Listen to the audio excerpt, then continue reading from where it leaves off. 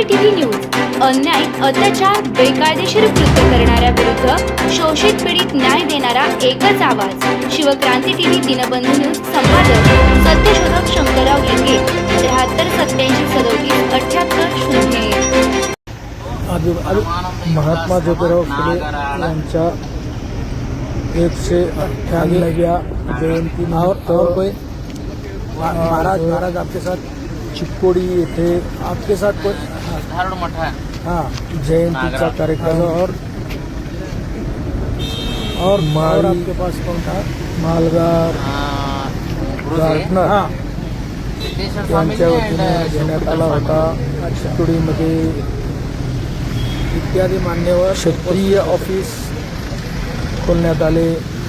या ऑफिसचे उद्घाटन कर्नाटक राज्याचे मंत्री माननीय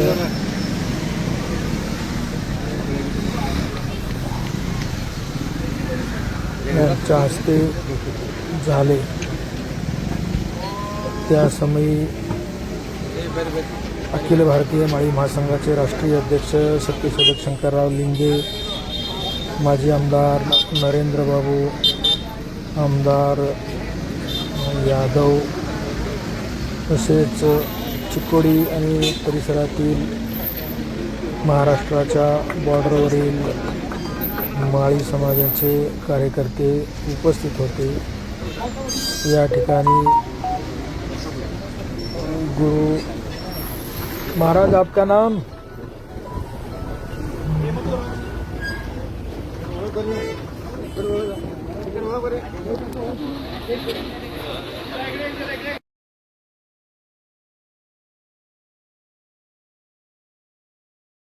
ಸತೀಶಣ್ಣ ಜಾರಕಿಹೊಳಿ ಅವರು ಜೊತೆಗೆ ವೇದಿಕೆ ಮೇಲೆ ಆಗಮಿಸಿರ್ತಕ್ಕಂಥ ಎಲ್ಲ ಗಣ್ಯಾತಿಥರಿಂದ ಪುಷ್ಪ ಅರ್ಪಿಸುವುದರ ಮೂಲಕ ಈ ಒಂದು ಕಾರ್ಯಕ್ರಮ ಉದ್ಘಾಟನೆಯನ್ನಗೊಳ್ಳಲಿದೆ।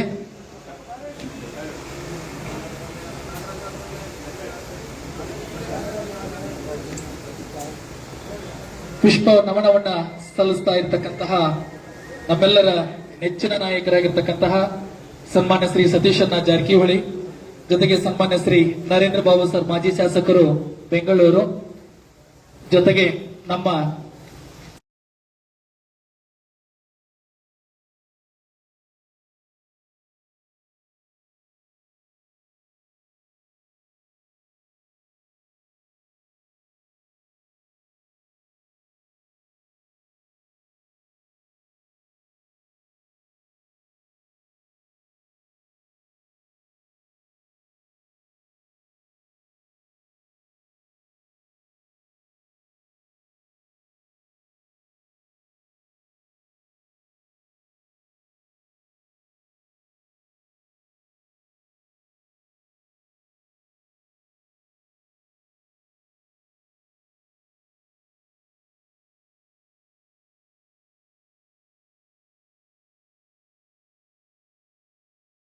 ವಿದ್ಯಾರ್ಥಿಗಳು ವಂಚನೆ ಆಗ್ತಾ ಇದ್ದಾರೆ।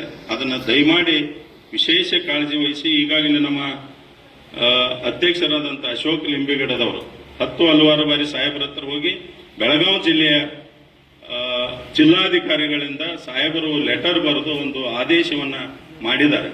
ಆ ಆದೇಶ ಪ್ರಕಾರ ಈಗಾಗಲೇ ಕೆಲವೊಂದು ತಹಸೀಲ್ದಾರ್ಗಳು ನಮಗೆ ಜಾತಿ ಸರ್ಟಿಫಿಕೇಟ್ಗಳನ್ನು ಕೊಡ್ತಾ ಇದ್ದಾರೆ। ಇನ್ನುಳಿದ ತಹಸೀಲ್ದಾರ್ಗಳು ಬಹಳ ತಹಸೀಲ್ದಾರ್ಗಳು ಇದನ್ನು ಸ್ಥಳೀಯವಾಗಿ ಪರಿಶೀಲನೆ ಮಾಡಬೇಕು, ಆಮೇಲೆ ಕೊಡ್ತೀವಿ ಅಂತಕ್ಕಂಥದ್ದನ್ನು ಮಾಡಿ ವಿಳಂಬ ಮಾಡುವುದರಿಂದ ತುಂಬಾ ತೊಂದರೆ ಆಗ್ತಾ ಇದೆ। ಅದೊಂದು ನಮ್ಮ ಭಾವಿ ವಿದ್ಯಾರ್ಥಿಗಳಿಗೆ ಉದ್ಯೋಗ ಮಾಡತಕ್ಕಂಥ ಯುವಕ ಯುವತಿಯರಿಗೆ ಅನುಕೂಲ ಆಗ್ತದೆ ಸಾಹೇಬರೇ, ಅದನ್ನು ದಯಮಾಡಿ ಸರ್ಕಾರ ಹಂತದಲ್ಲಿ ಒಂದು, ಯಾಕಂದ್ರೆ 13ರಲ್ಲಿ ನಾವು ಸನ್ಮಾನ್ಯ ಸಿದ್ದರಾಮಯ್ಯ ಸಾಹೇಬ್ರ ಹತ್ರ ಒಂದು 200 ಜನ ನಾವು ಉತ್ತರ ಕರ್ನಾಟಕದ ಎಲ್ಲ ಪ್ರಮುಖರು ಹೋದಾಗ ಆ ಸಂದರ್ಭದಲ್ಲಿ ಲಿಂಗಾಯತ ವೀರಶೈವ ಗಲಾಟೆ ಶುರುವಾಗಿತ್ತು। ಅವಾಗ ಸಾಹೇಬ್ರು ಏನಂದ್ರು, ಈ ಗಲಾಟೆ ಮುಗಿದ ಮೇಲೆ ಒಂದು ಅಧ್ಯಯನವನ್ನು ತರಿಸಿ, ಯಾವುದಾದ್ರೂ ಒಂದು ಯೂನಿವರ್ಸಿಟಿಯಿಂದ ಅಧ್ಯಯನ ವರದಿಯನ್ನು ತರಿಸಿ ನಿಮಗೆ ಜಾತಿ ಸರ್ಟಿಫಿಕೇಟ್ ಕೊಡುವಲ್ಲಿ ಸರಳೀಕರಣ ಮಾಡ್ತೀವಿ, ಒಂದು ಸರ್ಕಾರದಿಂದ ಆದೇಶ ಮಾಡ್ತೀವಿ ಅಂತಕ್ಕಂಥದ್ದಾಗಿತ್ತು। ನಮ್ಮ ಕಡೆನೂ ಸಾಕಷ್ಟು ತಪ್ಪುಗಳಿದ್ದಾವೆ। ನಾವು ಏನಾಗ್ತದೆ ಅಂದ್ರೆ 6 ತಿಂಗಳು ಆದ್ಮೇಲೆ ನೆನಪು ಮಾಡ್ತಾ ಹೋಗ್ತೀವಿ। ಇನ್ನು ಮೇಲೆ ಅದಕ್ಕೊಂದು ತಂಡ ರಚನೆ ಮಾಡಿ, ನಮ್ಮ ಪ್ರಮುಖರ ತಂಡ ರಚನೆ ಮಾಡಿ ಸಾಹೇಬ್ರ ಜೊತೆ ಸಂಪರ್ಕದಲ್ಲಿದ್ದು ಈ 4 ಬೇಡಿಕೆಗಳನ್ನ ಈ ಪ್ರಸ್ತುತ ಸರ್ಕಾರದಲ್ಲಿ ಮಾಡಿಸಿಕೊಟ್ರೆ ಇದೊಂದು ಮಾಳಿ ಸಮಾಜದ ಭವಿಷ್ಯಕ್ಕೆ ಒಂದು ದೊಡ್ಡ ಬುನಾದಿಯನ್ನ ಹಾಕಿ ಕೊಡ್ಲಿಕ್ಕೆ ಸಾಧ್ಯ ಆಗ್ತದೆ. ಯಾಕಂತಂದ್ರೆ ನಾವು ಅನೇಕ ಕೆಲಸಗಳನ್ನ ಅವ್ರ ಕಡೆಯಿಂದ ಪಡೆದರೂ ಸಹಿತ ಕಾರ್ಯರೂಪಕ್ಕೆ ಬರುವಲ್ಲಿ ನಮ್ಮ ಕಡೆನೂ ಸಹಿತ ಅನೇಕ ತಪ್ಪುಗಳಾಗಿದ್ದಾವೆ. ನಮ್ಮ ಸಮಾಜದ ಮುಖಂಡರು ಸಹಿತ ಅನೇಕ ವಿಷಯದಲ್ಲಿ ನಾವೆಲ್ಲರೂ ಕುಂತು ಆತ್ಮಾವಲೋಕನ ಮಾಡಿ ಸಮಾಜದ ವಿಷಯ ಬಂದಾಗ ನಾವೆಲ್ಲರೂ ಒಕ್ಕಟ್ಟಾಗಿ ಸರ್ಕಾರದ ಅನೇಕ ಯೋಜನೆಗಳನ್ನ ನಮ್ಮ ಮುಂದಿನ ಪೀಳಿಗೆಗೆ ಒದಗಿಸೋಣ. ಈ ಸಮಾಜ ಕಟ್ಟದೆ ಹೋದರೆ ಮತ್ಯಾರು ನಮಗೆ ಇಲ್ಲ. ಅದಕ್ಕಾಗಿ ಸಾಹೇಬರಲ್ಲಿ ಎಲ್ಲ ಸಂಪೂರ್ಣ ವಿಚಾರಗಳನ್ನು ಅವರ ಗಮನಕ್ಕೆ ತಂದಿದ್ದೀವಿ. ಜೊತೆಗೆ ಎಲ್ಲ ನಾಗರಾಜ್ ಸರ್ ಅವರು ಒಳ್ಳೆ ಅವರು ವಿಚಾರವಂತರು. ಈ ಸಣ್ಣ ಸಮುದಾಯ ಉತ್ತರ ಕರ್ನಾಟಕದಲ್ಲಿ ಅಲ್ಲಿ ನಮ್ಮ ನರೇಂದ್ರ ಬಾಬು ಸರ್ ನಮ್ಮ ಏನೇ ಕೆಲಸ ತಗೊಂಡು ಹೋದ್ರು, PR ರಮೇಶ್ ಸಾಹೇಬ್ರ ಕಡೆ ಹೋದ್ರು, ಸುಬ್ಬಣ್ಣ ಸರ್ ಕಡೆ ಹೋದ್ರು, ಅವ್ರು ಮಾಡಿಸ್ಕೊಡ್ತಾರೆ. ನಮ್ಮ ಅದಕ್ಕೆ ಕೊಂಡಿಯಾಗಿ ನಮ್ಮ ಜ್ಞಾನಾನಂದಪುರಿ ಸ್ವಾಮೀಜಿಗಳು ತಿಗಳ ಮಹಾಸಭಾದ ಅವರು ಮಹಾಪೀಠದ ಜಗದ್ಗುರುಗಳಾಗಿ ನಮ್ಮನ್ನ ಅನೇಕ ಸಂದರ್ಭದಲ್ಲಿ ಜೋಡಿಸಿ ತಿಗಳ ಮತ್ತು ಮಾಳಿ ಸಮಾಜಕ್ಕೆ ಏನು ಅನುಕೂಲತೆಗಳಾಗಬೇಕಾಗಿದ್ದಾವೆ ಅವರು ಅದನ್ನು ಬೆಸುಗೆಯಾಗಿ ಕೆಲಸ ಮಾಡ್ತಾ ಇದ್ದಾರೆ ಅನ್ನತಕ್ಕಂಥ ವಿಷಯವನ್ನ ಈ ಸಂದರ್ಭದಲ್ಲಿ ತಮ್ಮೆಲ್ಲರ ಗಮನಕ್ಕೂ ಮತ್ತು ಸಾಹೇಬರ ಗಮನಕ್ಕೆ ತಂದಿದ್ದೇವೆ. ಈ ಒಂದು ಮಹಾತ್ಮ ಜ್ಯೋತಿಬಾ ಫುಲೆಯವರ 198ನೆಯ ಈ ಜನ್ಮ ಜಯಂತಿಯನ್ನ ಇನ್ನು ಕೇವಲ 2 ವರ್ಷ ಆದ್ರೆ ಆ ಮಹಾತ್ಮ ಹುಟ್ಟಿ ಈ ದೇಶದಲ್ಲಿ ಹುಟ್ಟಿ ಯಾರಿಗೆ ಅಕ್ಷರ ಜ್ಞಾನ ಇಲ್ಲ, ಯಾರು ನೊಂದಿದ್ರಿ, ಯಾರು ಸಮಾಜಮುಖಿ ಸಮಾಜದಿಂದ ದೂರ ಆಗಿದ್ವಿ ಅಂತವ್ರು ಶಿಕ್ಷಣ ಕೊಡ್ಲಿಕ್ಕೆ ಅವರು ಪಟ್ಟಂತ ಕಷ್ಟವನ್ನ ನೀವು ಸಾಕಷ್ಟು ಸಾರಿ ಕೇಳಿದಿರಿ. ಜೊತೆಗೆ ಭಾರತದ ಪ್ರಪ್ರಥಮ ಮಹಿಳಾ ಶಿಕ್ಷಕಿ. ಆ ಕಳೆದ ಸಂದರ್ಭದಲ್ಲಿ ಹಿಂದಿನ ಸರ್ಕಾರದಲ್ಲಿ ಸಾಹೇಬರು ಜನವರಿ 3 ಶಿಕ್ಷಕರ ದಿನಾಚರಣೆಯಾಗಿ ಆಚರಣೆ ಮಾಡಬೇಕು ಅಂತೇಳಿ ಆದೇಶವನ್ನು ಹೊರಡಿಸಿದ್ದಾರೆ. ಅದು ಇನ್ನೂ ಅನೇಕ ಕಚೇರಿಗಳಲ್ಲಿ ಆ ದಿನವನ್ನು ಅವರು ಅಷ್ಟು ಗಣನೆಗೆ ತಗೋದಿಲ್ಲ. ಅದಕ್ಕಾಗಿ ಬೆಂಗಳೂರಿನಲ್ಲಿ ಇರ್ತಕ್ಕಂಥ ಶಿಕ್ಷಕರ ಸದನಕ್ಕೆ ಅದನ್ನು ಮತ್ತೊಂದು ಸಾರಿ ನಾವು ಮನವಿ ತಗೊಂಡು ಹೋಗೋಣ. ಶಿಕ್ಷಕರ ಸದನಕ್ಕೆ ಭಾರತದ ಪ್ರಪ್ರಥಮ ಮಹಿಳಾ ಶಿಕ್ಷಕಿ ಸಾವಿತ್ರಿಬಾಯಿ ಫುಲೆ ಸದನ ಅಂತೇಳಿ ಅವ್ರು ಏನಾದರೂ ಅದಕ್ಕೊಂದು ಅವಕಾಶ ಮಾಡಿಕೊಟ್ರೆ ಅದು ಒಂದು ದೊಡ್ಡ ಉಪಕಾರ ಆಗ್ತದೆ ನಮಗೆ.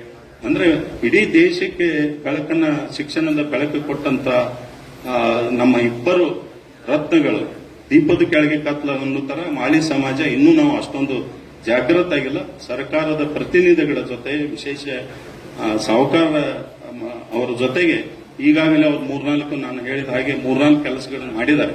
ನಾವೊಂದು ಅಭಿನಂದನಾ ಕಾರ್ಯಕ್ರಮ ಮಾಡ್ತೀವಿ ಚಿಕ್ಕದಾಗಿ ಅಂತ ಹೇಳಿ ನಾನು ಅವರಿಗೆ ಹೆದರ್ಕೊಂಡು ಕೇಳಿಬಿಟ್ಟೆ. ಸಣ್ಣದ್ಯಾಕೆ ಮಾಡ್ತೀರಪ್ಪ, ದೊಡ್ಡದು ಮಾಡ್ರಿ ಅಂತ ಹೇಳಿದ್ರು. ಅವರು ದೊಡ್ಡದು ಮಾಡುವಂತ ಕಾಲ ಇನ್ನು ಕೇವಲ 2 ವರ್ಷ ಆದ್ರೆ ಮಹಾತ್ಮ ಜ್ಯೋತಿಬಾ ಫುಲೆ ಅವರು ಹುಟ್ಟಿ 200 ವರ್ಷ ಆಗ್ತದೆ. ಆ 200 ವರ್ಷಕ್ಕೆ ನಾವು ಬಹಳ ನ ಭವಿಷ್ಯದ ರೀತಿಯಲ್ಲಿ ಒಂದು ಸಮಾವೇಶವನ್ನು ಆಯೋಜನೆ ಮಾಡಲಿಕ್ಕೆ ಈಗಿಂದ ನಾವು ತಯಾರಿ ಮಾಡ್ಕೋತಾ ಇದ್ದೀವಿ. ಆ ಕಾರ್ಯಕ್ರಮವನ್ನು ಸಹಿತ ಸಾಹೇಬರ ನೇತೃತ್ವದಲ್ಲಿ ಮಾಡೋಣ ಅಂತೇಳಿ ನಾವೆಲ್ಲರೂ ಈ ಸಂದರ್ಭದಲ್ಲಿ ಒಪ್ಪಿಗೆಯನ್ನು ಕೊಡುತ್ತಾ ಅವರಿಗೆ ಈಗಾಗಲೇ ಮಹಾರಾಷ್ಟ್ರ, ಉತ್ತರ ಪ್ರದೇಶ, ಹಿಮಾಚಲ ಎಲ್ಲಾ ಸರ್ಕಾರಗಳು ಕೊನೆಯದಾಗಿ ಹೇಳುವುದೇನೆಂದ್ರೆ ಭಾರತ ರತ್ನ ಪ್ರಶಸ್ತಿಯನ್ನ ಫುಲೆ ಅವರಿಗೆ ಕೊಡಬೇಕು ಅಂತ ಹೇಳಿ ಈಗಾಗಲೇ ಸರ್ಕಾರಗಳು ಅಲ್ಲಿ ಅನುಮೋದನೆ ನೋಡಿ ಕೇಂದ್ರ ಸರ್ಕಾರಕ್ಕೆ ಕಳಿಸಿದಾವೆ, ಶಿಫಾರಸು ಮಾಡಿ. ಅದೇ ರೀತಿ ನಾವು ಕೆಲವೇ ದಿನದಲ್ಲಿ ಸಾಹುಕಾರ ಹತ್ರ ಹೋಗಿ ಮಾನ್ಯ ಮುಖ್ಯಮಂತ್ರಿಗಳ ಅವರ ನೇತೃತ್ವದಲ್ಲಿ ಹೋಗಿ ಕರ್ನಾಟಕ ಸರ್ಕಾರದಿಂದಲೂ ಸಹಿತ ಕೇಂದ್ರ ಸರ್ಕಾರಕ್ಕೆ ಮಹಾತ್ಮ ಜ್ಯೋತಿಬಾ ಫುಲೆ ಅವರಿಗೆ ಭಾರತ ರತ್ನ ಪ್ರಶಸ್ತಿಯನ್ನು ನೀಡಬೇಕು ಅಂತ ಹೇಳಿ ಸಾಹೇಬರಿಗೆ ಅತ್ಯಂತ ಹೃದಯಪೂರ್ವಕವಾಗಿ ಕೇಳಿಕೊಂಡು ಅದನ್ನು ಸಹಿತ ರಾಜ್ಯ ಸರ್ಕಾರದಿಂದ ಶಿಫಾರಸು ಮಾಡಿಸಿಕೊಡ್ಬೇಕು ಅಂತ ಕೇಳ್ತೀವಿ. ಏನಪ್ಪಾ ಇವ್ರ ಬೇಡಿಕೆಗಳು ಬಹಳ ಅದಾವ ಅಂತ ಏನಿಲ್ಲ, ಆದ್ಯತೆ ಮೇರೆಗೆ ಸಾಹೇಬರೇ ಯಾವುದು ಸಾಧ್ಯ ಆಗ್ತದೆ ಅದನ್ನ ಮಾಡಿಸಿಕೊಡ್ರಿ. ಸದಾ ನಿಮ್ಮ ಜೊತೆ ಈ ಸಮಾಜ ನಿಮ್ಮ ಜೊತೆ ಇರ್ತದೆ.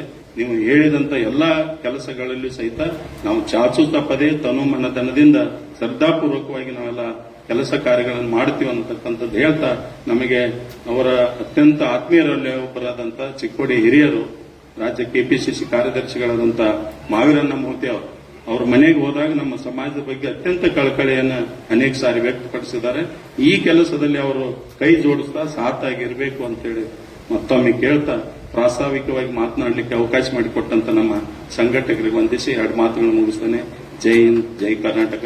ಮಹಾತ್ಮ ಜ್ಯೋತಿಬಾ ಫುಲೆ ಅವರಿಗೆ, ಸಾವಿತ್ರಿಬಾಯಿ ಫುಲೆ ಅವರಿಗೆ ಎಲ್ಲರಿಗೂ ಧನ್ಯವಾದ.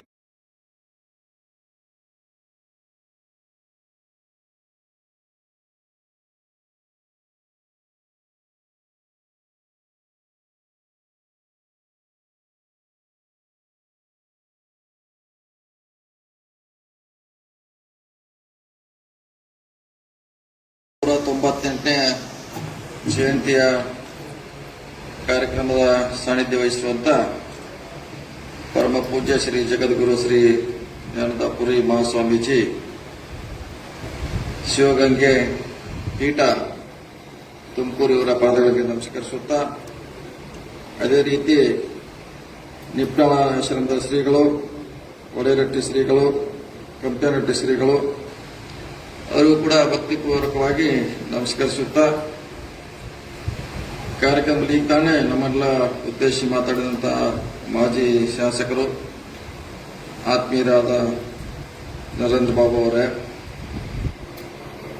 ಆತ್ಮೀಯರು ಈ ಭಾಗದ ಮುಖಂಡರಾದ ಮಹಾವೀರ್ ಮೊಹಿತೆ ಅವರೇ, ಇನ್ನೂರು ಆತ್ಮೀಯರು ವಿಧಾನ ಪರಿಷತ್ತಿನ ಸದಸ್ಯರಾದ ನಾಗರಾಜ್ ಯಾದವ್ ಅವರೇ, ಸದಾಶಿವ ಬೂಟಾಳೆ ಅವರೇ, ಈ ಕಾರ್ಯಕ್ರಮದ ರೂವಾರಿಗಳು, ಈ ಕಾರ್ಯಕ್ರಮದ ಮುಖಾಂತರ ನಮ್ಮ ಸಮುದಾಯ ಪ್ರಗತಿ ಆಗಬೇಕು, ಸಮಸ್ಯೆಗಳಿಗೆ ಪರಿಹಾರ ಆಗಬೇಕಂತ ಕಾರ್ಯಕ್ರಮ ನಿರೂಪಿಸಿದಂತ ಬಸವರಾಜ ಬಳಕೆ ಅವರೇ ಮತ್ತು ಅಶೋಕ್ ಲಿಂಬಿಗಿಡದವರೇ, ಅವರೆಲ್ಲ ಸಹೋದರಗಳೇ, ವೇದಿಕೆ ಮೇಲಿರುವಂತಹ ಎಲ್ಲ ಗಣ್ಯಮಾನ್ಯರೇ, ಈ ಕಾರ್ಯಕ್ರಮ ಭಾಗವಂತ ಎಲ್ಲ ಆತ್ಮೀಯ ಬಂಧುಗಳೇ, ಇವತ್ತು ನಾವು ಒಬ್ಬ ಮಹಾನ್ ನಾಯಕನ ಜಯಂತಿಯನ್ನು ಆಚರಣೆ ಮಾಡ್ತಾ ಇದ್ದೀವಿ. ಈಗಾಗಲೇ ಬಹಳಷ್ಟು ಭಾಷಣಕಾರರು ತಮ್ಮದೇ ಆದ ಅನುಭವಗಳ ಮೂಲಕ ಜ್ಯೋತಿಬಾ ಫುಲೆ ಅವರ ಹೋರಾಟ, ಅವರ ಸಿದ್ಧಾಂತ ಜೊತೆಗೆ ಆ ಸಮುದಾಯದ ಸಮಸ್ಯೆಗಳನ್ನು ಹೇಳುವಂತ ಪ್ರಯತ್ನ ಮಾಡಿದ್ದಾರೆ. ಮಹಾತ್ಮ ಜ್ಯೋತಿಬಾ ಫುಲೆ ಅವರು ಸಾವಿತ್ರಿಬಾಯಿ ಫುಲೆ ಅವರಿಗೆ ಶಿಕ್ಷಣ ನೀಡುವ ಮೂಲಕ ವಂಚಿತ ಸಮುದಾಯಗಳು ಮತ್ತು ವಿಶೇಷವಾಗಿ ಮಹಿಳೆಯರಿಗೆ ಶಿಕ್ಷಣ ಕೊಡಬೇಕಂತ 1850ರಲ್ಲಿ ಪುಣೆಯಲ್ಲಿ ಅವರ ಕ್ರಾಂತಿ ಪ್ರಾರಂಭ ಆಯಿತು. ಆ ಕ್ರಾಂತಿ ಪ್ರಾರಂಭ ಆಗಿ ಇನ್ನೂ ಮುಂದುವರ್ತಾನೆ ಇದೆ, ನಿಂತಿಲ್ಲ ಅದು. ಅವ್ರು ಮಾಡಿರುವಂತಹ ಘನ ಕಾರ್ಯ ಅದು ಮಹಿಳೆಯರಿಗೆ ವಿಶೇಷವಾಗಿ ಶಿಕ್ಷಣ ಕೊಡಬೇಕು. ಯಾಕಂದ್ರೆ 1850ರಲ್ಲಿ ಮಹಿಳೆಯರಿಗೆ ಶಿಕ್ಷಣ ಪಡೆದು ಬಹಳ ಕಷ್ಟದ ಕೆಲಸ ಆಗಿದೆ. ಆ ಸಂದರ್ಭದಲ್ಲಿ ಯಾರು ಕೂಡ ಶೋಷಿತರು, ವಿಶೇಷವಾಗಿ ಮಹಿಳೆಯರು ಕೂಡ ಶಿಕ್ಷಣಕ್ಕೆ ನಿರ್ಬಂಧ ಇತ್ತು. ಅಂತ ಸಂದರ್ಭದಲ್ಲಿ ಅವರಿಗೆ ಚಿಕ್ಕ ವಯಸ್ಸಿನಲ್ಲಿ ಅವರಿಗೆ ಒಂದು ಶಾಲೆ ಪ್ರಾರಂಭ ಮಾಡಿ ಮಹಿಳೆಯರಿಗೆ ಶಿಕ್ಷಣ ಕೊಡುವಂತ ಬಹಳ ಮಹತ್ವದ ಒಂದು ನಿರ್ಧಾರದಿಂದ ಇವತ್ತು ಭಾರತ ದೇಶದಲ್ಲಿ ಅವರು ಪ್ರಭಾವಿಗಳಾಗಿದ್ದಾರೆ. ಕಾಶ್ಮೀರದಿಂದ ಹಿಡಿದು ಕನ್ಯಾಕುಮಾರಿವರೆಗೆ ಸಾವಿತ್ರಿಬಾಯಿ ಫುಲೆ ಮತ್ತು ಜ್ಯೋತಿಬಾ ಫುಲೆ ಅವರನ್ನ ಫೋಟೋ ನೋಡ್ತೀವಿ. ಬಹುಶಃ ನಾವು ಚಿಕ್ಕುಡಿಯಲ್ಲಿ ನೋಡ್ಲಿಕ್ಕೆ ಆಗಲ್ಲ, ಆದರೆ ಕನ್ಯಾಕುಮಾರಿಯಲ್ಲಿ ನೋಡ್ಲಿಕ್ಕೆ ಸಾಧ್ಯ ಇದೆ, ಕಾಶ್ಮೀರದಲ್ಲಿ ನೋಡ್ಲಿಕ್ಕೆ ಸಾಧ್ಯ ಇದೆ, ವೆಸ್ಟ್ ಬೆಂಗಾಲಲ್ಲಿ ನೋಡ್ತೀವಿ, ಗುಜರಾತ್ ಅಲ್ಲಿ ನೋಡ್ತೀವಿ. ಅದೇ ರೀತಿ ಅಂಬೇಡ್ಕರ್ ಅವರ ಫೋಟೋ ನೋಡ್ತೀವಿ, ನಾವು ಬುದ್ಧರ ಫೋಟೋ ನೋಡ್ತೀವಿ, ನಾರಾಯಣ ಗುರುಗಳ ಫೋಟೋ ನೋಡ್ತೀವಿ, ಪಕ್ಕದ ಕೊಲ್ಲಾಪುರ ಶಾಹು ಮಹಾರಾಜರ ಫೋಟೋಗಳನ್ನು ನೋಡ್ತೀವಿ. ಯಾಕೆ ನೋಡ್ತೀವಿ ಅಂದ್ರೆ ಅವರು ಅಂತ ಘನ ಕಾರ್ಯ ಮಾಡಿದ್ದಾರೆ. ಈ ದೇಶಕ್ಕೆ ಬಹಳ ದೊಡ್ಡ ಕೊಡುಗೆ ಕೊಡೋದ್ರಿಂದ ಬಹುಶಃ ದಿಲ್ಲಿಯಲ್ಲಿ ಯಾವುದೇ ಅಲ್ಲಿ ಹೋರಾಟದ ಹಿಂದೆ ಏನು ಕಾರ್ಯಕ್ರಮ ಅತ್ಯಾತ್ರವಾಗಿ ಸಾವಿತ್ರಿಬಾಯಿ ಫುಲೆ, ಜ್ಯೋತಿಬಾ ಫುಲೆ ಚಿತ್ರವನ್ನು ನೋಡ್ತೀವಿ. ಸೊ ಅವ್ರಿನ್ನು ಬಹಳಷ್ಟು ಎತ್ತರಕ್ಕೆ ಬೆಳೆಸಬೇಕಾಗಿತ್ತು. ನಾವೆಲ್ಲ ನಾವು ಯಾರಿಗೆ ಬೆಳೆಸಬೇಕಾಯ್ತು ಅವ್ನು ಹಿಂದಿಟ್ಟಿವಿ, ಯಾರನ್ನ ಬೆಳೆಸಬಾರ್ದು ಅವ್ರನ್ನ ಮುಂದಿಟ್ಟಿವಿ. ಇದು ದುರ್ದೈವ. ಹಿಂಗಾಗಿ ಎಲ್ಲ ಇದರಲ್ಲಿ ನಮಗೆ ಅದಾಗಿಲ್ಲ ಇದಾಗಿಲ್ಲ ಅನ್ನೋದು ನಮ್ಮ ಕೊರಗು. ನಿಮ್ಮ ಜ್ಯೋತಿಬಾ ಫುಲೆ ಅವರ ಮಹತ್ವವನ್ನು ನೀವು ಅರಿದೇ ಹೋಗಿದ್ರೆ ಇದು ಸಮಸ್ಯೆ ಆಗಿದೆ. ಬಾಬಾ ಸಾಹೇಬ್ ಅಂಬೇಡ್ಕರ್ ಅವರ ಮಹತ್ವವನ್ನು ನೀವು ಅರಿದಾಗೋದ್ರಿಂದ ನೀವು ನಿಮ್ಮ ಸಮಸ್ಯೆಗಳಿಗೆ ಇನ್ನೂ ಪರಿಹಾರ ಸಿಕ್ಕಿಲ್ಲ. ಬಸವಣ್ಣವರು ಹೇಳಿರುವಂತಹ ಸಮಾನತೆ ಯಾರಿಗೂ ಕೂಡ ಅರ್ಥ ಆಗೋದ್ರಿಂದ ನೀವು ಇನ್ನೂ ಕೂಡ ಹೋರಾಟದಲ್ಲೇ ಇದ್ದೀರಿ. ನಾವಿನ್ನು ಶಿಕ್ಷಣ ಸಿಕ್ಕಿಲ್ಲ, ನಮ್ಮ ಮಕ್ಕಳು IAS ಆಗಿಲ್ಲ, IPS ಆಗಿಲ್ಲ, ನಮಗೂ ನಿಗಮ ಬೇಕಾಗಿದೆ, ಹಲವಾರು ಸಮಸ್ಯೆಗಳಿದೆ. ಇದು ಯಾಕಾಗಿಲ್ಲ, ನಮ್ಮ ಮನೆಯಲ್ಲಿರುವಂತ ಮಹತ್ವವನ್ನು ನಾವು ತಿಳ್ಕೊಳ್ಳಿಕ್ಕಾಗಿಲ್ಲ. ಹೀಗಾಗಿ ಇನ್ನು ಸಂಘರ್ಷ ತಪ್ಪೇ ಇಲ್ಲ. ನಾವು ಕ್ರಾಂತಿಕಾರಿ ಗೀತೆಗಳನ್ನು ಹಾಡ್ತೀವಿ. ಬುದ್ಧ, ಬಸವ, ಅಂಬೇಡ್ಕರ, ಜ್ಯೋತಿಬಾ ಫುಲೆ ಆಗಲಿಲ್ಲ ಆದರ್ಶ, ಇನ್ನೂ ತಪ್ಪೇ ಇಲ್ಲ, ಸಂಘರ್ಷ ತಾಡ್ತೀವಿ. ಅಂದ್ರೆ ಅವ್ರ ಆದರ್ಶ ಆಗಿಲ್ಲ, ಇನ್ನು ನಿಮ್ಮ ತಹಶೀಲ್ದಾರ್ ಆಫೀಸ್ಗೆ ಅರ್ಜಿ ಕೊಡೋದು ತಪ್ಪೇ ಅಲ್ಲ. ತಹಸೀಲ್ದಾರ್ ಆಫೀಸ್ ಕೊಡೋದು, DC ಕೊಡೋದು, ಮಂತ್ರಿ ಬಂದಾಗ ಅವ್ರಿಗೆ ಅರ್ಜಿ ಕೊಡೋದು, ಇವ್ರಿಗೆ ಅರ್ಜಿ ಕೊಡೋದು ತಪ್ಪಿಲ್ಲ. ಜ್ಯೋತಿಬಾ ಫುಲೆ ಅವರ ಆದರ್ಶಗಳನ್ನ ನಾವು ಯಾರು ಕೂಡ ಅಳವಡಿಸಿಕೊಳ್ಳೋದಿಲ್ಲ. ಹೀಗಾಗಿ ಅಂಬೇಡ್ಕರ್ ಅವರು ಹೇಳಿದಂಗೆ ಯಾರಿಗೆ ಇತಿಹಾಸ ಗೊತ್ತಿದೆ ಅವ್ರಿಗೆ ಮಾತ್ರ ಇತಿಹಾಸವನ್ನ ನಿರ್ಮಾಣ ಮಾಡಬಲ್ಲರು, ನಿರ್ಮಿಸಬಲ್ಲರು ಅಂತ ಹೇಳ್ಯಾರ ಅವ್ರು. ಹೀಗಾಗಿ ನಮ್ಮ ಮುಖಂಡರ ನಾಯಕರ ಇತಿಹಾಸ ನಮ್ಗೆ ಗೊತ್ತಿಲ್ಲ. ಹೀಗಾಗಿ ಬೇರೆಯವ್ರ ಇತಿಹಾಸ ಜೊತೆ ಬೆನ್ನತ್ತಿದ್ವಿ ನಾವು. ಬೇರೆಯವ್ರ ಇತಿಹಾಸ ಆದರ್ಶಗಳನ್ನ ನಾವು ಮೈಗೂಡಿಸಿದ್ವಿ. ವಿಜಯ ಶರಣ ಅಂಬಿಗರ ಚೌಡಯ್ಯ ಅವರ ಆದರ್ಶಗಳೇ ಅವರು ಮಾತಿದ್ರು. ನಾರಾಯಣ ಗುರು ಅವರ ಹೋರಾಟ ನಾವು ಮರ್ತಿದ್ದೀವಿ. ಬುದ್ಧನ ವಿಚಾರಗಳನ್ನ ಮರ್ತಿದ್ದೀವಿ. ಹೀಗಾಗಿ ನಾವಿನ್ನೂ ಸಂಘರ್ಷದ ಹಾದಿಯಲ್ಲಿ ಇದ್ದೀವಿ. ಇನ್ನಾದ್ರೂ ಕೂಡ ನಮ್ಮ ಮನೆಯಲ್ಲಿರುವಂತಹ ಆದರ್ಶಗಳನ್ನ ನಾವು ಅಳವಡಿಸ್ಕೋಬೇಕು. ಅಂದಾಗ ಮೊದಲೇ ಪರಿಹಾರ ಕಂಡುಕೊಳ್ಳಿಕ್ಕೆ ಸಾಧ್ಯ ಇದೆ. ಇದೆಲ್ಲ ಸರ್ಕಾರ ಮಾತ್ರ ಪರಿಹಾರ ಮಾಡ್ಲಿಕ್ಕೆ ಸಾಧ್ಯ ಇಲ್ಲ. ಇನ್ನು 10 ಸರ್ಕಾರ ಬರಲಿ, 10 ಬದಲಾವಣೆ ಆಗಲಿ, ನೀವು ನಿಮ್ಮವರಾಗಲಿ ಮುಖ್ಯಮಂತ್ರಿಗಳು, ಇದು ಬದಲಾವಣೆ ಮಾಡಲಿಕ್ಕೆ ಸರ್ಕಾರದ ಸಾಧ್ಯ ಇಲ್ಲ. ನೀವು ಬೆಳಿಬೇಕು, ನಿಮ್ಮ ಸಮಾಜ ನೀವು ಬೆಳೆಸಬೇಕದು ಸಿದ್ಧಾಂತ ಇದು. ನೀವು ಬೆಳಿಬೇಕು ಫಸ್ಟ್, ನಿಮ್ಮ ಸಮಾಜವನ್ನು ನಿಮ್ಮ ಜೊತೆ ಬೆಳೆಸಬೇಕು. ಈ ಕೆಲವು ಸಮುದಾಯಗಳಿದೆ ನಮ್ಮ ದೇಶದಲ್ಲಿ, ಅವ್ರು ಯಾರು ಸರ್ಕಾರ ಕಡೆ ಅರ್ಜಿನ ಕೊಡೋಲ್ಲ. ಇಡೀ ದೇಶ ಆರ್ಥಿಕತೆ ಅವ್ರ ನಿಯಂತ್ರಣದಲ್ಲಿದೆ. ಗುಜರಾತಿಗಳು, ರಾಜಸ್ಥಾನಿಗಳ ಕೈಯಲ್ಲಿ, ಅವರಿಗೆ ಭಾರತ ದೇಶದ ಆರ್ಥಿಕತೆ ಅವ್ರ ಕೈಯಲ್ಲಿದೆ. ಅವ್ರು ಯಾರು MLAಗಳಿಲ್ಲ, MP ಗಳಿಲ್ಲ, ಮುಖ್ಯಮಂತ್ರಿಗಳು ಕೂಡ ಆಗಿಲ್ಲ. ಅವರು ಅಂದ್ರೆ ಅವರು ಬೆಳೆದ್ರು, ಅವ್ರ ಸಮಾಜನ ಅವ್ರು ಬೆಳೆಸಿದ್ರು. ಆ ಸಿದ್ಧಾಂತಕ್ಕೆ ನಾವೆಲ್ಲ ಬರಬೇಕು. ಸರ್ಕಾರ ಮಾಡುವಷ್ಟು ಮಾಡಿದ್ವಿ, ಎಲ್ಲರಿಗೂ ಸಹಾಯ ಮಾಡ್ಲಿಕ್ಕೆ ಸಾಧ್ಯ ಇಲ್ಲ ಸರ್ಕಾರ. ಈಗೆಲ್ಲ ನೀವು ನಿಗಮ ಹೇಳಿದ್ರಿ, ಇಂದಿನ ಬಸವರಾಜ ಬೊಮ್ಮಾಯಿ ಸರ್ಕಾರ ಕೊನೆ ಗಳಿಗೆಯಲ್ಲಿ ಒಂದು ಸಹಿ ಮಾಡಿಬಿಟ್ರು ಅಷ್ಟೇ. ಅವರು ಸುಮಾರು ಒಂದು 10-15 ನಿಗಮ. ಅದಕ್ಕೆ ಯಾರು ಇವರ ಸ್ವಾಮೀಜಿ ಹೇಳಿದಂಗೆ ಬೋರ್ಡು ಇಲ್ಲ, ಅಧ್ಯಕ್ಷ ಇಲ್ಲ, ದುಡ್ಡು ಇಲ್ಲ. ಒಂದು 10 ದಿನ 15 ಒಂದೇ ಕೊನೆ ಗಳಿಗೆಯಲ್ಲಿ ಇನ್ನೇನು ಒಂದು ತಿಂಗಳ ಇದೆ ಅನ್ನೋದು ಒಂದು ಸಹಿ ಮಾಡಿಬಿಟ್ರು ಅಷ್ಟೇ ಲೆಟರ್ ಮೇಲೆ. ಅದನ್ನೇ ಎಲ್ಲರಿಗೂ ತೋರಿಸ್ಕೊತ ಹೋದ್ರ ಅವರು. ನೋಡಿ ನಾವು ನಿಮಗೆ ನಿಗಮ ಮಾಡಿದೀವಿ ಅಂತ ಲೆಟರ್ ಅಷ್ಟೇ. ಅದಕ್ಕೆ ಬಜೆಟ್ ಕೊಡಬೇಕು, MD ಬೇಕು, ಅದರೇ ಅಂತ ಮಾನದಂಡಗಳ ರೂಲ್ಸ್ ಬೇಕಾಗ್ತದೆ. ಇದೆಲ್ಲ ರಾಜಕೀಯ ಉದ್ದೇಶ ಗೆಲ್ಲಲಿಕ್ಕೆ ತರಾತುರಿಲಿ ಏನೋ ಮಾಡೋದ್ರಿಂದ ಅದು ಬಹಳ ಸಮಸ್ಯೆಯಲ್ಲಿ ನಾವು ಸಿಕ್ಕಾಕೊಳ್ತೀವಿ. ಅದಕ್ಕೆ ಮುಂದಿನ ದಿನಗಳಲ್ಲಿ ನೋಡೋಣ ನಮ್ಮ ಸರ್ಕಾರ ಏನ್ ಮಾಡ್ಲಿಕ್ಕೆ ಸಾಧ್ಯ ಇದೆ, ಅದ್ರ ಬಗ್ಗೆ ಖಂಡಿತವಾಗಿ ಚರ್ಚೆಯನ್ನ ಮಾಡ್ತೀವಿ.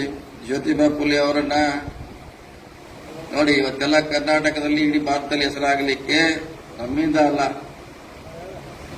ನಾವು ಫುಲೆ ಅವರ ಆದರ್ಶಗಳನ್ನ ಪಾಲನೆ ಮಾಡ್ತೀವಿ, ಅಂಬೇಡ್ಕರ್ ಆದರ್ಶಗಳನ್ನ ಪಾಲನೆ ಮಾಡ್ತೀವಿ, ಬಸವಣ್ಣವರ ಆದರ್ಶ ಪಾಲನೆ ಮಾಡೋದ್ರಿಂದ ಇವತ್ತು ನಾವು ಅದನ್ನ ತಗೊಂಡು ನಾವು ಮುಂದೋದಿವಿ. ನಮ್ಮಿಂದ ನಾವು ಮುಂದೋಗಿಲ್ಲ.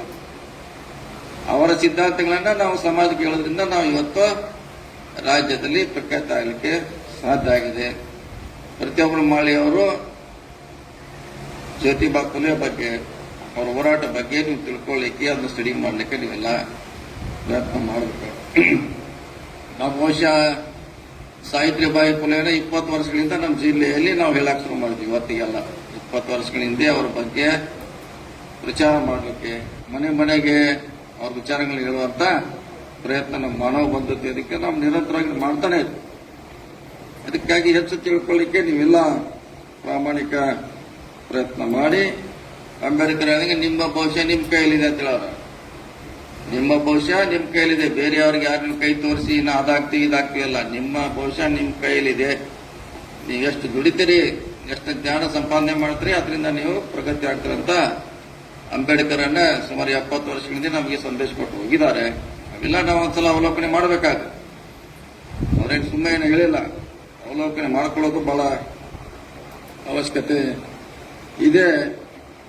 ಮತ್ತು ಬಹಳ ದೊಡ್ಡ ಕೊಡುಗೆ ಜ್ಯೋತಿಬಾ ಫುಲೆ ಅವರು. ಛತ್ರಪತಿ ಶಿವಾಜಿ ಮಹಾರಾಜ್ ಅವರ ಇತಿಹಾಸವನ್ನ ಮುಚ್ಚುವಂತ ಪ್ರಯತ್ನ ಆಗಿತ್ತು ಆವಾಗಿನ ಕಾಲದಲ್ಲಿ. ಇವರು ಅಲ್ಲಿ ಹೋಗಿ ಅದನ್ನೆಲ್ಲ ಸತ್ಯ ಸಂಶೋಧನೆ ಅಂತ ಹೇಳಿ ಅವಾಗ ಹೆಂಗ್ ಕಮಿಷನ್ ನೇಮಿಸ್ತೀವತ್ತ ಅಲ್ಲಿ ಹೋಗಿ ಸುಮಾರು ದಿವಸ ಇದ್ದು ಅಲ್ಲಿರುವಂತ ವಿಚಾರಗಳನ್ನ ಹೊರಗೆ ತೆಗೆದು ಅದನ್ನ ಪರಿಚಯ ಮಾಡುವಂತ ಪ್ರಯತ್ನದಿಂದ ಇವತ್ತು ಅವ್ರ ಇತಿಹಾಸ ಕೂಡ ಹೊರಗೆ ಬರ್ಲಿಕ್ಕೆ ಸಾಧ್ಯ. ಕೆಲವರು ಅದು ಮುಚ್ಚಲಿಕ್ಕೆ ಪ್ರಯತ್ನ ಮಾಡಿದ್ರು. ಛತ್ರಪತಿ ಶಿವಾಜಿ ಅವರ ಇತಿಹಾಸ ಗೊತ್ತಾದ್ರೆ ಅವ್ರು ಬಹಳ ದೊಡ್ಡ ನಾಯಕರಾಗ್ತಾರೆ. ಈಗ ಅವಾಗ ಯಾರು ಮುಚ್ಚಕ್ ಕೂತಿದ್ರು ಈಗ ಅವ್ರ ಹೇಳ್ಕೊಂಡು ಓಡಾಡ್ತಾರೆ. ಈಗ ಯಾರು ಅವಾಗ ಅವ್ರ ಇತಿಹಾಸವನ್ನು ಮುಚ್ಚಲಿಕ್ಕೆ ಪ್ರಯತ್ನ ಮಾಡಿದ್ರು ಈಗ ಅವರು ಅದ್ರ ಮುಂದೆ ಹಿಡ್ಕೊಂಡು ಅವರು ಸೊ ಎಲ್ಲ ಇತಿಹಾಸ ಉಂಟು, ನಾವು ತಿಳ್ಕೊಬೇಕಾಗ್ತದೆ. ಯಾರು ನಮ್ಮ ಪರವಾಗಿ ಹೋರಾಟ ಮಾಡಿದ್ರು, ಯಾರು ನಮ್ಮ ಪರವಾಗಿ ಇಲ್ಲ. ಬಹಳ ಸೂಕ್ಷ್ಮವಾಗಿರುವಂತ ದೇಶ. ಸುಮಾರು ಸಾವಿರಾರು ಜಾತಿಗಳು, ಸಾವಿರಾರು ಭಾಷೆಗಳು ಗೊಂದಲದಲ್ಲಿರುವಂತ ಸಮಸ್ಯೆ. ಇವನ್ನೆಲ್ಲ ತಿಳ್ಕೊಂಡಾಗ ಮಾತ್ರ ಸಮಾಜವನ್ನ ಕಟ್ಟಲಿಕ್ಕೆ ಸಾಧ್ಯ ಆಗ್ತಾ ಇದೆ ಅನ್ನೋ ಮಾತನ್ನ ಈ ಸಂದರ್ಭದಲ್ಲಿ ಹೇಳುತ್ತಾ, ಜೊತೆಗೆ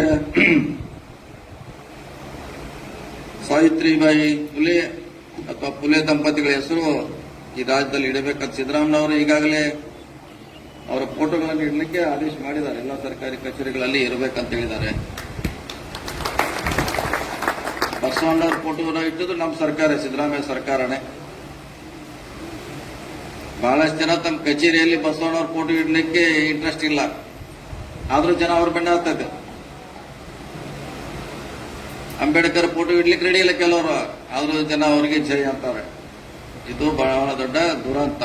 ಇದನ್ನೆಲ್ಲ ಬಹಳ ಸೂಕ್ಷ್ಮವಾಗಿ ತಿಳ್ಕೊಂಡಾಗ ಮಾತ್ರ ನಾವು ಸಮಾಜ ಕಟ್ಟಲಿಕ್ಕೆ ಸಾಧ್ಯ ಇದೆ. ತಾವು ಹೇಳಿದ್ರೆ ಎಲ್ಲೋ ಅಫ್ಜಲ್ಪುರದಲ್ಲಿ ನಿಮ್ಮ ಒಂದು ಪ್ರವಾಸಿ ತಾಣ ಕಟ್ತಾ ಇದ್ರೆ ಅಂತ ಹೇಳಿದ್ರೆ ನೋಡೋಣ. ಅದು ಎಚ್ ಕೆ ಪಾಟೀಲ್ ಅವ್ರ ಜೊತೆ ಮಾತಾಡಿ ಸಾಧ್ಯ ಅವ್ರನ್ನೇ ಅಲ್ಲಿ ಕರ್ಕೊಂಡು ಹೋಗಿ ಅದನ್ನ ತೋರಿಸಿ ಅದನ್ನ ಡೆವಲಪ್ ಮಾಡುವಂತ ಪ್ರಯತ್ನ ಖಂಡಿತವಾಗಿ ಸ್ವಾಮೀಜಿ ಅವರೇ ಮಾಡ್ತಾರೆ. ಪ್ರವಾಸೋದ್ಯಮದಿಂದ ಏನು ಸಾಧ್ಯ ಇದೆ ಅದನ್ನ ಮಾಡಲಿಕ್ಕೆ ಖಂಡಿತವಾಗಿ ಅದನ್ನ ಅಲ್ಲೇ ಕರ್ಕೊಂಡು ಹೋಗಿ ಅದನ್ನ ಡೆವಲಪ್ಮೆಂಟ್ ಮಾಡುವಂತ ಪ್ರಯತ್ನ ಮಾಡ್ತೀವಿ. ನಂದು ಒಂದು ಗುರಿ ಇದೆ, ಈ ರಾಜ್ಯದಲ್ಲಿರುವಂತ ಎಲ್ಲ ಯೂನಿವರ್ಸಿಟಿಗೆ ಇಂಥ ಮಾನ್ಯರ ಹೆಸರಿಡಬೇಕು.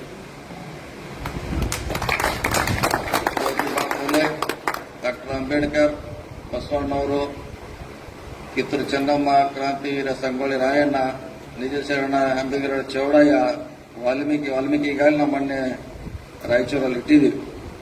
ಸೊ ಅದು ಇಡೋದ್ರಿಂದ ನಮ್ಮ ಹೊಸ ಪೀಳಿಗೆ ಇವ್ರು ಯಾರು ಅಂತ ಗೊತ್ತಾಗ್ತದೆ. ಇವ್ರು ಯಾರು, ಇವ್ರ ಹೆಸರು ಯಾಕೆ ಇಟ್ಟಾರೆ, ಶಾವ ಮಹಾರಾಜ್ ಅವರ ಹೆಸರು, ನಾರಾಯಣ ಗುರು ಅವರ ಹೆಸರು ಅಂದ್ರೆ ಜನ ತಿಳ್ಕೊಳಕ್ ಶುರು ಮಾಡಿದ್ವಿ. ಯಾಕಿದ್ದು ಇವ್ರ ಹೆಸರಿಟ್ರು, ಇವ್ರು ಏನ್ ಮಾಡಿದ್ರು ನಮಗೋಸ್ಕರ. ಸೊ ಅದಕ್ಕಾಗಿ ಈ ವಿಮಾನ ನಿಲ್ದಾಣಕ್ಕೆ ಇಡಬೇಕು, ವಿಶ್ವವಿದ್ಯಾಲಯಕ್ಕೆ ಇಡಬೇಕಂತ ನನ್ನ ಕಲ್ಪನೆ ಇದೆ. ನೋಡ, ಅದ್ರ ಬಗ್ಗೆ ಸರ್ಕಾರದ ಗಮನವನ್ನು ಸೆಳೆಯುವಂತ ಪ್ರಯತ್ನವನ್ನ ಮಾಡ್ತೀವಿ. ಮತ್ತು ಇಲ್ಲಿ ಬಹಳ ಸ್ವಾಮೀಜಿ ಅವರು ನಮ್ಮ ನಿರೂಪಕರು ಹೇಳ್ತಾ ಇದ್ರು, ಬಹಳ ಮಂದಿ ಬಂದಿಲ್ಲ ಅಂತ. ಒಬ್ಬ ಅಂಬೇಡ್ಕರ್ ಅವರು ಇಡೀ ದೇಶವನ್ನ ಒಂದು ಸಂವಿಧಾನ ಬಗ್ಗೆ ಎಲ್ಲರ ತಲೆ ಬಾಗಿಸುವಂತ ಪ್ರಯತ್ನ ಮಾಡಿದ್ರು. ಒಬ್ಬ ಅಂಬೇಡ್ಕರ್ ಅವರು ಇಲ್ಲಿ ಇಷ್ಟ ಬಂದ್ರೆ ಸಾಕು, ಎಷ್ಟೇ ಜನನ ಸಮಾಜ ಕಟ್ಲಿಕ್ಕೆ ಸಾಕು, ಏನ್ ಬಹಳ ಮಂದಿ ಬರೋದಂತ. ಮತ್ ಬಹಳ ದೊಡ್ಡ ಕಾರ್ಯಕ್ರಮ ಕೂಡ ನಾವು ಕನ್ವಿನ್ಸ್ ಮಾಡ್ಲಿಕ್ಕೆ ಆಗೋಲ್ಲ. ಅದು ಇಲ್ಲಿ ನೀವು ಎಷ್ಟು ಜನ ಕೂತಿದ್ರೆ ನಿಮಗ್ ಕನ್ವಿನ್ಸ್ ಮಾಡದಂಗ ಅದು ಬಹಳ ದೊಡ್ಡ ಜಾತ್ರೆಯಲ್ಲಿ ಕನ್ವಿನ್ಸ್ ಮಾಡ್ಲಿಕ್ಕೆ ಆಗೋಲ್ಲ. ಇಷ್ಟೇ ಸಣ್ಣದೇ ಬೇಕು ಸಮಾಜ ಕಟ್ಟಲಿಕ್ಕೆ. ನಾವು ಇಂಥದ್ದ ಬಹಳ ಲೈಕ್ ಮಾಡ್ತೀವಿ. ಬಹಳ ಜನ ಬಂದ್ರೆ ಅವನ ಅಲ್ಲಿ ಸರ್ಕಲ್ನಾಗ ಅಲ್ಲಿ ಆಡಾಡ್ತಾನ, ಅವನಿಗೆ ಇಲ್ಲಿ ಇಂಟ್ರೆಸ್ಟ್ ಇರಲ್ಲ. ಏನೋ ಸ್ವಲ್ಪ ಮುಂದೆ ಆ ಕಡೆ ಎಲ್ಲ ಹೋಗಂತಾನ. ಸಮಾಜ ಕಟ್ಟಾರಲ್ಲ, ಇಲ್ಲಿ ಕೂತಿದ್ವಿ ನೀವು ಗಟ್ಟಿಯಾಗಿ. ಇಷ್ಟೇ ಜನ ಸಾಕು. ಬೆಳಗಾವಿ ಜಿಲ್ಲಾ ಮಳೆ ಸಮಾಜನ ಕಟ್ಟಲಿಕ್ಕೆ 8 ಜನ ಸಾಕು, ಏನು ಬಹಳ ಜನ ಅವಶ್ಯಕತೆ ಇಲ್ಲ. ಅದಕ್ಕಾಗಿ ಸಮಾಜ ಕಟ್ಟಲಿಕ್ಕೆ ಎಲ್ಲರದು ಅವಶ್ಯಕತೆ ಇಲ್ಲ, ಕೆಲವ್ರದ್ದು ಅವಶ್ಯಕತೆ. ನೀವು ಹೋಗಿ ನಿಮ್ಮ ಸಮಾಜವನ್ನು ನಿಮ್ಮ ಊರಲ್ಲಿ ಕಟ್ಟಿ ಅಲ್ಲಿ ಕಾರ್ಯಕ್ರಮ ಮಾಡಿ, ಅಲ್ಲಿ ಸ್ವಾಮೀಜಿಗೆ ಕಳಿಸಿ, ಅಲ್ಲಿ ಯಾರು ಎಕ್ಸ್ಪರ್ಟ್ ಇದ್ದವ್ರು ಕರೆಸಿ ಹೇಳುವಂತ ಪ್ರಯತ್ನ ಮಾಡಿ.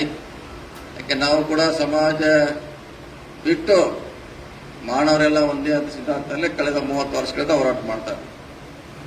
ಅದು ಮೊದಲು ನಮ್ಮ ಗೋಕಾಕ್ ತಾಲೂಕು ಸೀಮಿತವಾಗಿತ್ತು, ನಂತರ ಜಿಲ್ಲೆಗೆ ಸೀಮಿತ ಆಯಿತು. ಇಡೀ 30 ವರ್ಷಗಳಲ್ಲಿ ಇಡೀ ಚಾಮರಾಜನಗರ ಬೀದರ್ವರೆಗೆ ನಾವು ಅದನ್ನ ಕಟ್ಟುವಂತ ಪ್ರಯತ್ನ ಮಾಡಿದೆವು. ಅದು ನಮ್ಮ ಸಿದ್ಧಾಂತ ಅಲ್ಲ, ಅದು ಫುಲೆ ಅವರ ಸಿದ್ಧಾಂತ, ಅಂಬೇಡ್ಕರ್ ಸಿದ್ಧಾಂತ, ಬಸವಣ್ಣವರ ಸಿದ್ಧಾಂತ. ಅಲ್ಲಿವರೆಗೆ ಹೋಗಿ ಮುಟ್ಟಿದ್ವಿ ನಾವು.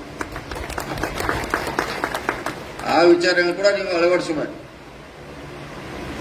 ಜಾತಿ ಮನೆ ಒಳಗಡೆ, ಹೊರಗಡೆ ಅಲ್ಲ. ನಾವೆಲ್ಲ ಮಾನವರು, ಮನುಷ್ಯರು, ಸಮಾನತೆ ಇರಬೇಕಂತ ನಮಗೆಲ್ಲ ಬಸವಣ್ಣವರು, ಅಂಬೇಡ್ಕರ್ ಅವರು ಹೇಳಿದ್ದಾರೆ. ಅದನ್ನೆಲ್ಲ ಹೇಳುವಂತ ಪ್ರಯತ್ನ ಮಾಡುದು. ನಮ್ಮ ಕುಟುಂಬ ವಿಶೇಷವಾಗಿ ಎಲ್ಲರಿಗೆ ದನಿ ಕೊಡುವಂತ ಪ್ರಯತ್ನ ಮಾಡಿದ್ವಿ. ಎಲ್ಲರೂ ನಮ್ಮವರನ್ನು ಪ್ರಯತ್ನ ಮಾಡ್ತಾ ಇದ್ವಿ. ನಮಗೆಲ್ಲ ಅವಕಾಶ ಸಿಕ್ಕಿದೆ ಅಲ್ಲಿ ಸಹಾಯ ಮಾಡುವಂತ ಪ್ರಯತ್ನ ಮಾಡಿದ್ವಿ. ನಮ್ಮ ಅಥಣಿ ಪೌರಸಭೆ ಅಧ್ಯಕ್ಷರಾಗಿ ಬುಟಾಳವರು ಇರ್ಬೋದು, DCC ಬ್ಯಾಂಕ್ ಕುಲಗಡೆ ಅವ್ರು ಮಾಡೋದಿರ್ಬೋದು, ಅನೇಕ ನಮಗೇನು ಅವಕಾಶ ಸಿಕ್ಕಿದೆ ಮಾಡುವಂತ ಪ್ರಯತ್ನ ಮಾಡಿದೀವಿ. ಎಲ್ಲ ಸಮುದಾಯಕ್ಕೆ ಯಾವುದೋ ದನಿ ಇಲ್ಲ, ಹಾಗೆ ದನಿ ಕೊಡುವಂತ ಪ್ರಯತ್ನ ಕಳೆದ 30 ವರ್ಷದಿಂದ ಮಾಡ್ತಾ ಇದೀವಿ.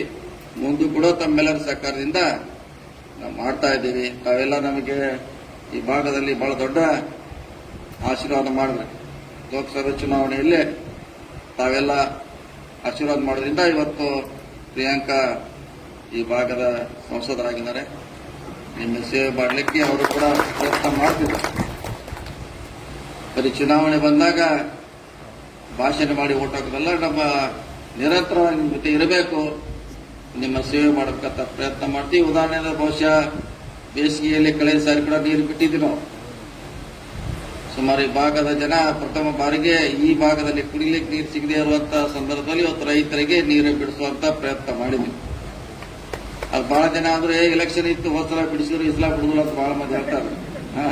ಹೇಳ್ತಾರೆ ಇಲ್ಲ, ಅಲ್ಲೆಲ್ಲೆಲ್ಲ ಚಾದಗಡೆ ಖಾಲಿ ಇರ್ತಾರೆ, ಉತ್ತೇನ್ ಮಾಡೋದು. ಅರ್ಧ ಪುರಿ ಅರ್ಧ ಚಾ ತಗೊಂಡು ಕೂತು 10 ತಾಸೆಲ್ಲ ಮೋದಿ ಅವ್ರು ಹಿಡ್ಕೊಂಡು ಕರ್ನಾಟಕ ಸಿದ್ದರಾಮಯ್ಯ ಅಂತ ಮಾತಾಡೋರು. ಅರೆ ನಮ್ಗೆ ನಿಜವಾದ ರೈತರ ಕಾಳಜಿ ಇದೆ. ನಮಗೆ ಓಟ್ ಕೊಟ್ಟಂತ ರೈತರ ಬಗ್ಗೆ ವಿಶೇಷ ಕಾಳಜಿ ಇದೆ. ಅದಕ್ಕೂ ಈ ದಿವಸ 12 ದಿವಸ ಇತ್ತು, ಅದನ್ನ ಮತ್ತೆ 2 ದಿವಸ ಎಕ್ಸ್ಟೆಂಡ್ ಮಾಡಿ 12 ದಿವಸ ಕೊಟ್ಟಿದ್ವಿ. ನಾಳೆವರೆಗೆ ನೀರು ಇರ್ತದೆ. ಸೊ ನಾವೇನು ಮಾತು ಕೊಟ್ಟಿದ್ದೀವಿ, ಏನ್ ಹೇಳ್ತೀವಿ ಅದನ್ನ ಖಂಡಿತವಾಗಿ ಮುಗಿಸುವಂತ ಪ್ರಯತ್ನ ಮಾಡಿದ್ವಿ. ಬಹುಶಃ ಇದು ಬಹಳ ದೊಡ್ಡ ರೈತರಿಗೆ ಒಂದು ಕುರ್ಚಿ ಮತ್ತು ರಾಯಬಾಗ ರೈತರಿಗೆ ವಿಶೇಷವಾದ ಅದರಿಂದ ಅನುಕೂಲ ಆಗಿದೆ. ಈ ಕಡೆ ಕಬ್ಬೂರ್ ಕಡೆ ಇರ್ಬೋದು, ಬಾಗೇವಾಡಿ ಇರ್ಬೋದು. ಸೊ ಇನ್ನೊಂದ್ ಸಾರಿ ಬಿಡ್ತೀವಿ, ಅದು ಹೋದ್ ಸಾರಿ ಹೆಂಗ್ 2 ಸಲ ಬಿಟ್ಟಿದ್ದೀವಿ, ಮೇ ಎಂಡಿಗೆ ಕೂಡ ಇನ್ನೊಂದ್ ಸಾರಿ ಮತ್ತೆ ರೈತರಿಗೆ ನೀರು ಬಿಡ್ತೀವಿ. ಇನ್ನೊಂದ್ ಸಾರಿ ಈ ಕಡೆ 10 ದಿವಸ, ಆ ಕಡೆ CRBC 10 ದಿವಸ, ಮತ್ತೆ ಯಾವಾಗ ನಿಮ್ಗೆ ರೈತರಿಗೆ ಅವಶ್ಯಕತೆ ಇದೆ ಇನ್ನೊಂದ್ ಸಾರಿ ಬಿಡ್ತೀವಿ. ಅಂದ್ರೆ ರೈತರ ಬಗ್ಗೆ ಕೂಡ ಕಾಳಜಿ ಇದೆ, ಹಿಂದುಳಿದವರ ಬಗ್ಗೆ ಕಾಳಜಿ ಇದೆ, ವಿದ್ಯಾರ್ಥಿಗಳ ಬಗ್ಗೆ ಕಾಳಜಿ. ಅಂದ್ರೆ ಎಲ್ಲಾ ಸೆಕ್ಟರ್ನಲ್ಲಿ ನೋಡ್ತೀವಿ ನಾವು. ಬರೀ ರಾಜಕೀಯ ಅಂದ್ರೆ ಬರೀ ಓಟ್ಗೋಸ್ಕರ ಅಲ್ಲ, ಏನ್ ಅವಶ್ಯಕತೆ ಇದೆ ಜನರಿಗೆ ಅದನ್ನ ರೈತರಿಗೆ ಬೇಕಾಗೋದು ಏನು ನೀರು. ಅದರಲ್ಲಿ ಯಾವುದೇ ಜಾತಿ ಪಕ್ಷ ಇರೋಲ್ಲ. ರೈತರಿಗೆ ಬೇಕಾದ್ದು ನೀರು, ಅದು ಇಂಥ ಬೇಸಿಗೆಯಲ್ಲಿ ಕೊಡುವಂತ ಪ್ರಯತ್ನ ಮಾಡಿದೀವಿ. ಬಹುಶಃ ಮುಂದಿನ ದಿನಗಳಲ್ಲಿ ಇನ್ನೂ ಒಂದು ಯೋಜನೆ ಇದೆ, ಮೊನ್ನೆ ಹೇಳಿದ್ವಿ ನಾವು. ಈ ಇಡ್ಕಲ್ ಡ್ಯಾಮ್ ನೀರನ್ನ ನಮ್ಮ ಕೃಷ್ಣಾ ನದಿಗೆ ಪೈಪ್ ಮುಖಾಂತರ ಬಿಡಿಸುವಂತ ಒಂದು ಯೋಜನೆ ಇದೆ. ಅದ್ರ ಬಹುಶಃ ಮುಂದಿನ ದಿನಗಳಲ್ಲಿ ಮಾಡುವಂತ ವಿಚಾರ ಇದೆ. ಯಾಕಂದ್ರೆ ಮಹಾರಾಷ್ಟ್ರದಿಂದ ನಮಗೆ ನೀರು ಬರ್ತಾ ಇಲ್ಲ. ಮುಂಚೆ ಬಿಡ್ತಾವ್ರೆ, ಈಗ ಬಿಡ್ತಾ ಇಲ್ಲ. ಅಲ್ಲಿ ಬಹಳ ಜನಕ್ಕೆ ಸಂಕಟ ಆಗ್ತಾ ಇದೆ. ಈ ಕಾಲುವೆಯಿಂದ ಕೆನಾಲ್ ಮುಖಾಂತರ ಸುಮಾರು ಒಂದು 20 ಕಿಲೋಮೀಟರ್ ಮೇಲಾಗಬಹುದು. ಇಲ್ಲಿ ನೀರನ್ನ ಅಲ್ಲಿ ಕೊಡುವಂತ ಒಂದು ಯೋಜನೆ ಕೂಡ ಇದೆ. ಅವ್ರಿಗೂ ಮುಂದಿನ ದಿನಗಳಲ್ಲಿ ಅದನ್ನು ಮಾಡುವಂತ ನಿಮ್ಮ ಸಹಕಾರದಿಂದ ಪ್ರಯತ್ನ ಮಾಡ್ತೀವಿ ಮಾತನ್ನ ಈ ಸಂದರ್ಭದಲ್ಲಿ ಹೇಳುತ್ತಾ, ನೀವು ಎಲ್ಲಿವರೆಗೆ ಈ ಮಹಾನ್ ನಾಯಕರ ಇತಿಹಾಸ ತಿಳ್ಕೊಳ್ಳ ಅಲ್ಲಿವರೆಗೆ ಪ್ರಶ್ನೆ ಅಲ್ಲ. ಯಾವ ಸರ್ಕಾರ ಬಂದರೂ ಕೂಡ ಅರ್ಜಿ ಕೊಡೋದಷ್ಟೇ ಆಗುತ್ತೆ. ಬಂದಾಗ ಅರ್ಜಿ ಕೊಡೋದು, ಅರ್ಜಿ ಎಲ್ಲ ಸರ್ಕಾರ ಯಾವುದು ಕೂಡ ಫುಲ್ಫಿಲ್ ಮಾಡ್ಲಿಕ್ಕೆ ಆಗೋಲ್ಲ. ನೀವು ಬೆಳಿಬೇಕು, ಆರ್ಥಿಕವಾಗಿ, ಸಾಮಾಜಿಕವಾಗಿ, ಶೈಕ್ಷಣಿಕವಾಗಿ. ನಿಮ್ಮಲ್ಲಿರುವಂತಹ ಹಣವನ್ನ ಸಮಾಜಕ್ಕೆ ನೀವು ಡಿಸ್ಟ್ರಿಬ್ಯೂಷನ್ ಮಾಡಿದಾಗ ಮಾತ್ರ ಅದು ಬೇಕಾಗುತ್ತೆ. ಯಾವ ರೀತಿ ಬಸವಣ್ಣವರು ಹೇಳಿದ್ರು, ಕಾಯಕ ಮತ್ತು ಕೈಲಾಸ. ಸೊ ಆ ರೀತಿ ನಮ್ಮ ವಿಚಾರಗಳು ಯೋಚನೆಯಿದ್ದಾಗ ಖಂಡಿತವಾದ ಮಳೆ ಸಮಾಜ ಇರ್ಬೋದು, ಅಥವಾ ಇತರ ಯಾವುದೇ ಹಿಂದುಳಿದ ಸಮಾಜ ಇರ್ಬೋದು, ಅಥವಾ ಮುಂದುವರೆದ ಸಮಾಜ ಬೆಳೀಲಿಕ್ಕೆ ನಿಮ್ಮಲ್ಲಿರುವಂತಹ ಆರ್ಥಿಕತೆಯನ್ನ ನೀವು ಬೇರೆಯವರು ಕೊಟ್ಟಾಗ ಮಾತ್ರ ಅದು ಬೆಳೀಲಿಕ್ಕೆ ಸಾಧ್ಯ ಆಗ್ತದೆ. ಆ ನಿಟ್ಟಿನಲ್ಲಿ ನಮ್ಮ ಕರ್ನಾಟಕ ರಾಜ್ಯ ಮಾಲಗಾರ್ ಮಹಾಸಭಾ ಟ್ರಸ್ಟ್ ವತಿಯಿಂದ ಅಂತ ಕಾರ್ಯಕ್ರಮ ಮಾಡಿದ್ರೆ, ವಿಶೇಷವಾಗಿ ನಮಗೆ ನಿಮ್ಮ ಅಶೋಕ್ ಅಂತಿ ಒಂದು 10-20 ಸಲ ಬದಲಾಗ ಅವನ ಸಂಬಂಧ ಬ್ಯಾಸತ್ತು ಬಂದೆ ನಾನು. ಇವತ್ತು ಕೂಡ ಮರ್ತಿದ್ದೆ, ನಾನು ಮೀಟಿಂಗ್ ಇತ್ತು ಬೆಳಗಾವಿಯಲ್ಲಿ. ಇಲ್ಲ ಬೆಳಗಾವಿ ನಾನು ಚಿಕ್ಕೋಡಿಗೆ ಹೋಗಲೇಬೇಕು, ಮಾತು ಕೊಟ್ಟಿದ್ದೀನಿ. ಬಹಳ ಆಸಕ್ತಿದವ್ರು ಮಾಡಿದ್ದಾರೆ. ನಮ್ಮವ್ರು ಹೇಳ್ತಾ ಇದ್ರು, ಇನ್ನೂ ಜನ ಕುಡಿಲ್ಲ, ಹೋಗೋದು ಬೇಡ, ಊಟ ಮಾಡಿ ಬಂದಂತ. ಅರೆ ನಾವು ಹೋದ್ರೆ ಅವ್ರ ಧೈರ್ಯ ಶಕ್ತಿ ತುಂಬಬೇಕವ್ರು. ಕಾರ್ಯಕ್ರಮ ಮಾಡಿದಾಗ ನಾವು ಶಕ್ತಿ ತುಂಬಬೇಕವ್ರು. 10 ಜನ ಬಂದಾರ, 20 ಜನ ಬಂದಾರ, 100 ಅದು ಮುಖ್ಯ ಅಲ್ಲ. ಅವ್ರು ಕಾರ್ಯಕ್ರಮ ಮಾಡಿದ್ದಾರೆ. ನಾವು 10 ಜನ ಇದ್ರೆ ಹೋಗಾವತ್ ಹೇಳ್ದ, 10 ಜನ ಇದ್ರೆ ಹೋಗವ್ರೆ, ನಾವು ಭಾಷಣ ಮಾಡಾರ. ಅವ್ರಿಗೆ ಶಕ್ತಿ ತುಂಬ. ಇವತ್ತಿನ ಈ 200 ಜನ ಮುಂದಿನ ಸರಿ 2 ಸಲ ಆಗ್ತಾರೆ. ನಾವು ಶಕ್ತಿ ತುಂಬೋದ್ರಿಂದ ಸಂಘಟಿದ್ರೆ ಏನು ಹಂಗೆ ಅದು. ಇವತ್ತಷ್ಟು ಇರ್ತೀವಿ, ಬೆಳೆದಿದ್ದೆ, ಮುಂದಿನ ಸಾರಿ ಬೆಳೆದಿದ್ದೆ, ಒಂದೇ ಸಾರಿ ಬೆಳಿಲ್ಲ. ಈಗ ನಾವು ನಮ್ಮ ಸಂಘಟನೆ ಬೆಳೆಸಿದ 30 ವರ್ಷ ಆಯ್ತು. ನಾವು 10 ಜನಕ್ಕೂ ಭಾಷಣ ಮಾಡಿದೀವಿ, 100 ಮಾಡಿದೀವಿ, 10,000 ಮಾಡಿದೀವಿ. 2 ಲಕ್ಷವರೆಗೂ ಮಾಡಿದ್ವಿ ಭಾಷಣಗಳನ್ನ. ಬಹಳ ಜನ ಮುಖ್ಯ ಅಲ್ಲ, ಸಿದ್ಧಾಂತಕ್ಕೆ ಎಷ್ಟು ಜನ ಅಂಟುಕೊಳ್ತಾರ ಅದು ಬಹಳ ಮುಖ್ಯ ಅನ್ನೋ ಮಾತನ್ನು ಹೇಳ್ತಾ, ನಿಮ್ ಜೊತೆ ನಾವು ಸದಾ ಹಿಂದೂ ಇದ್ದೀವಿ, ಇವತ್ತು ಇರ್ತೀವಿ ನಾಳೆ ಇರ್ತೀವಿ ಅನ್ನೋ ಮಾತನ್ನು ಹೇಳಿ ನನ್ನ ಮಾತು ಮುಗಿಸಿ ನಮಸ್ಕಾರ.